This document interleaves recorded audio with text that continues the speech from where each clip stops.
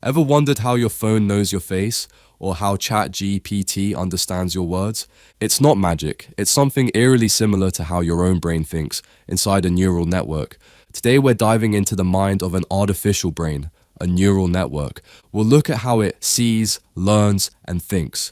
By the end of this video, you'll know exactly what happens inside when an AI recognizes a cat, translates a sentence, or even writes a song. But be warned, once you understand how it works, you'll start seeing intelligence in an entirely new way. So let's start simple. Imagine a neural network like a giant web of digital neurons, little math units connected to each other. Each neuron takes in numbers, does a small calculation, and sends a result to the next neuron. Thousands or even billions of these tiny neurons work together, layer by layer. Let's take an example. You show the network a picture of a cat. At the very first layer, it doesn't see a cat. It sees chaos. Just pixels, colors, brightness values. The first layer learns simple things, edges, lines, patterns. The next layer combines those lines into shapes, maybe triangles for ears, ovals for eyes. A few layers deeper, it starts piecing them together into a concept. This fuzzy thing might be a cat. By the end, the final neuron fires and says, yeah, that's a cat. And here's the fun part. Nobody tells it how to find a cat.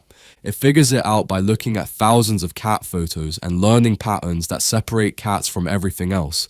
That's why it's called machine learning. It literally learns from data the same way our brain learns from experience. But what's happening inside these layers? Each neuron holds a small weight, like a dial, that determines how strongly it reacts to certain inputs. At first, these dials are random.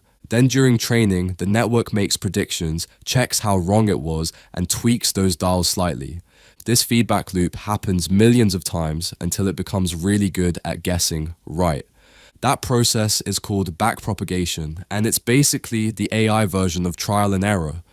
But here's where things get weird. We don't actually understand exactly how these networks think. We built them, but they've become so massive and interconnected that we can't fully explain why a network decides one thing over another.